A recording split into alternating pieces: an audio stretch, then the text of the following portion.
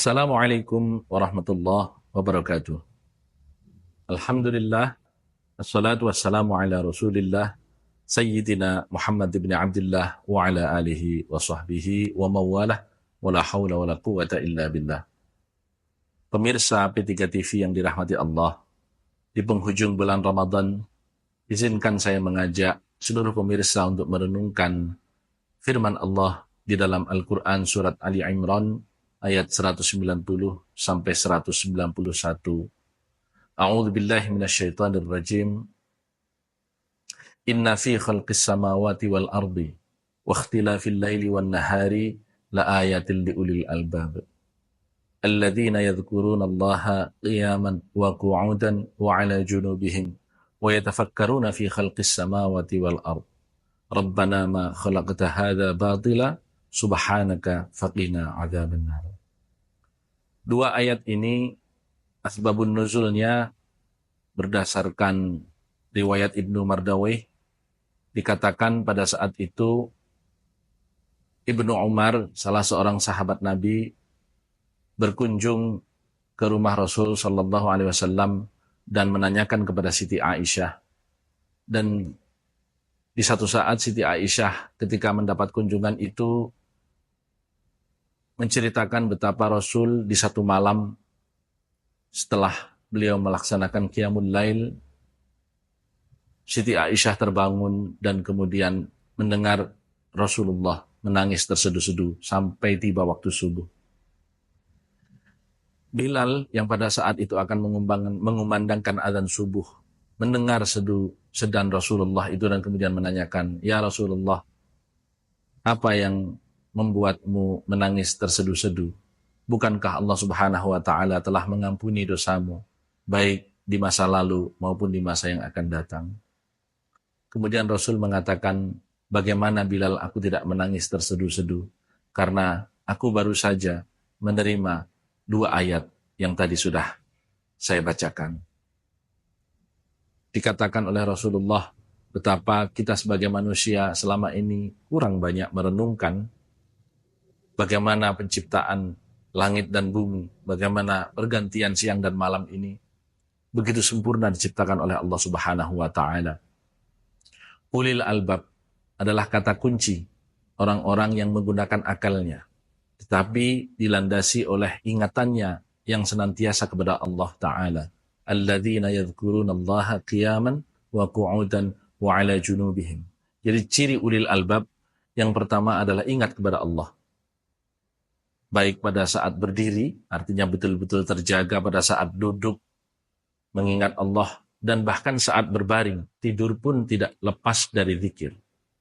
Baru yang kedua, wa yatafakkaruna fi khalqis samawati wal ard. Tafakkur, berfikir. Jadi ciri ulil albab ini adalah zikir dan fikir. Dari sini saya ingin mengajak seluruh pemirsa P3 TV untuk merenungkan perjalanan peradaban Islam yang mencapai keemasannya di masa awal Rasulullah hingga terbentuknya dinasti Bani Abbas atau Abbasiyah pada saat kemudian dijatuhkan oleh Hulagukan di Baghdad tahun 1258. Selepas itu dilanjutkan dengan kekuasaan Turki Utsmani yang kemudian berakhir di awal abad ke-20. Setelahnya dunia Islam praktis tertinggal dari negara-negara barat.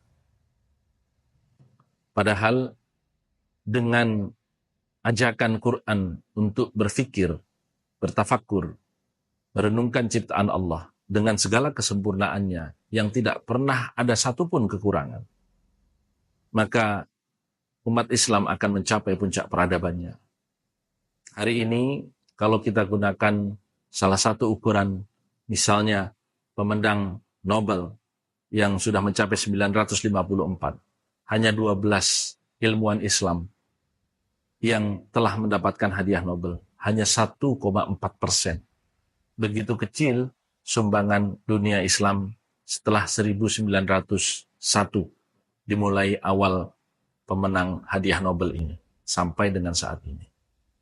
Kalau kita lihat hari ini negara anggota G20, 20 negara dengan ekonomi terbesar di dunia, hanya 3 negara Islam, Arab Saudi, Indonesia, dan Turki. di bulan Ramadan yang merupakan bulan kemenangan ini. Dan bahkan 3 perang besar dimenangkan oleh Rasul pada bulan Ramadan, yaitu Perang Badar, Perang Khandaq atau Perang Parit yang diabadikan di dalam Quran Surat Al-Ahzab, dan juga Perang Tabuk, perang terakhir yang diikuti oleh Rasulullah. Begitupun kemerdekaan Indonesia tanggal 17 Agustus 1945 juga kita laksanakan pada bulan Ramadan. Maka saya mengajak kepada seluruh pemirsa P3 TV, jadikan bulan Ramadan ini bulan kemenangan untuk mewujudkan peradaban Islam yang ya'lu wa la yu'la alaih, yang betul-betul menuju puncak. Mengapa saya katakan demikian? Karena Rasul sallallahu alaihi wasallam mengatakan i'mal li dunyaka ka'annaka ta'ishu abada wa'mal li akhiratika ka'annaka tamutu ghada. Bekerjalah kalian semua untuk duniamu seakan-akan kamu hidup selama-lamanya.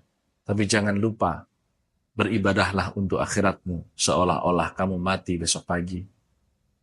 Dalam konteks i'mal li dunyaka ini, saya mengajak kita semua untuk mempersembahkan yang terbaik yang diberikan Allah Subhanahu wa taala kepada kita, menggunakan nalar kritis kita untuk mewujudkan peradaban Islam yang sudah lama berada di masa kegelapan. Indonesia adalah negara dengan penduduk Islam terbesar di dunia. Insya Allah, Islam berkemajuan yang seperti digaungkan oleh salah satu ormas besar Islam di Indonesia, Muhammadiyah.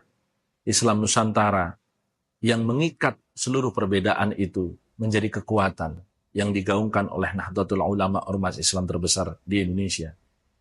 Mari kita sama-sama wujudkan menjadi sebuah peradaban Islam yang betul-betul manifest, merangkul semuanya untuk kemenangan bersama. Akhirnya, menyambut bulan Syawal, izinkan dengan segala kerendahan hati, saya mengucapkan selamat Hari Raya Idul Fitri 1 Syawal 1444 Hijriah. Mohon maaf lahir dan batin. Taqabbalallahu minna wa minkum. Ja'alanallahu minal aidin wal faizin.